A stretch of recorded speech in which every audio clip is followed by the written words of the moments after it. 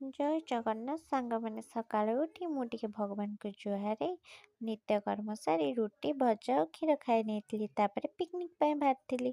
ସେଠୁ ଗୁଡଲି କହିଲେ ଦିଦି କୁଆଡ଼େ ଯାଉଛ? ମୁଁ ବି ଯିବି। ତାପରେ ଆମେ ସମସ୍ତେ ପିକନିକ୍ ପାଇଁ ରେଡ଼ି ହୋଇ ବାହାରି ଯାଇଥିଲୁ। ବାଟରେ ଗଲାବେଳେ ଟିକେ ଭୋକ ଲାଗିବାରୁ ମୁଁ ଟିକେ କଦଳୀ ଖାଇ ନେଇଥିଲି। କଦଳୀ ଖାଇସାରି ଆମେ ପିକନିକ୍ ସ୍ପଟରେ ପହଞ୍ଚି ଯାଇଥିଲୁ। ସେଠି ଆମେ ବହୁତ ସାରା ଫଟୋ ଉଠେଇଲୁ, ଭିଡ଼ିଓ କଲୁ, ବହୁତ ସାରା ମଜାମସ୍ତି କଲୁ। ମଜାମସ୍ତି କ'ଣ ସବୁ କରିଛୁ ଆଗକୁ ଦେଖନ୍ତୁ ଭିଡ଼ିଓରେ। କହିପାରିବେ ଏଇ ଜାଗାଟା କୋଉଠି? ମୋତେ କମେଣ୍ଟ ବକ୍ସରେ ଜଣାଇବେ। ଫେର୍ ବୁଲୁ ବୁଲୁ ଭୋକ ଲାଗିବାରୁ ଆମେ ଟିକେ ମସଲା ମୁଢ଼ି ଗୋଳେଇ ଖାଇ ନେଇଥିଲୁ। ତାପରେ ଏତେ ଦିନ ପରେ ସମସ୍ତଙ୍କ ସହିତ ଦେଖା ହେବାରୁ ଆମେ ଟିକେ ଗପିଥିଲୁ। ଗପି ସାରିକି ଚିକେନ୍ ପକୋଡ଼ା ଖାଇଥିଲୁ। ଖାଇସାରିଲା ପରେ ଆମେ ପୁଣି ଟିକେ ବୁଲିବା ପାଇଁ ଯାଇଥିଲୁ।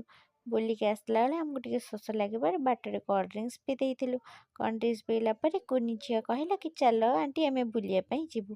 ଫେର୍ ବୁଲୁ ବୁଲୁ ଫେରିଲା ପରେ ଆମର ଖାଇବା ବି ରେଡ଼ି ହେଇଥିଲା। ତାପରେ ଆମେ ଖାଇ ନେଇଥିଲୁ। ବହୁତ ଦିନ ପରେ ମୋ ଭାଇ ସହିତ ଦେଖା ହେଇଥିଲା ତ ଆମେ ଟିକେ କଥାବାର୍ତ୍ତା କଲୁ।